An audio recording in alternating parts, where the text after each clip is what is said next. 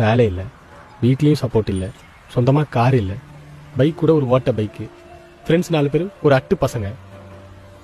இப்போ கூட நான் சாப்பிட்ட டீ பஜ்ஜிக்கு நீ தாண்டி காசு தரணும். இப்படிப்பட்ட பையன் உனக்கு ஓகே வாடி? அதெல்லாம் விடு, நான் சொல்றத கேளு. மாசம் 50,000 சம்பளம், கூடிய சீக்கிரம் கார் வாங்கிடுவேன். சொந்தமா இல்லைனாலும் சொந்தமா ஒரு வாடகை வீடு. என்ன கல்யாணம் பண்ணிக்க போறவன் இப்படி இருக்கணும் அப்படி இருக்கணும்லாம் எந்த எக்ஸ்பெக்டேஷன்ஸும் இல்ல. உண்மையா இருக்கணும், எனக்கு பிடிச்சவனா இருக்கணும்.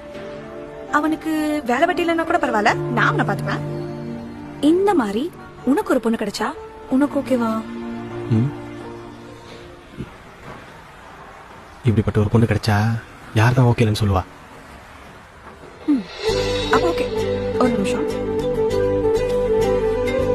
என்ன இது? பிரிச்சு பாரு, தெரியும்.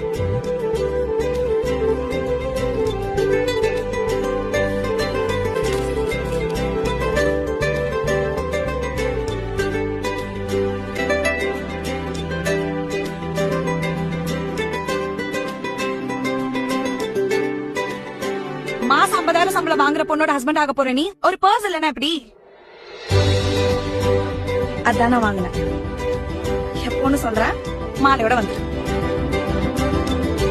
சொன்னது புரிஞ்சதுல?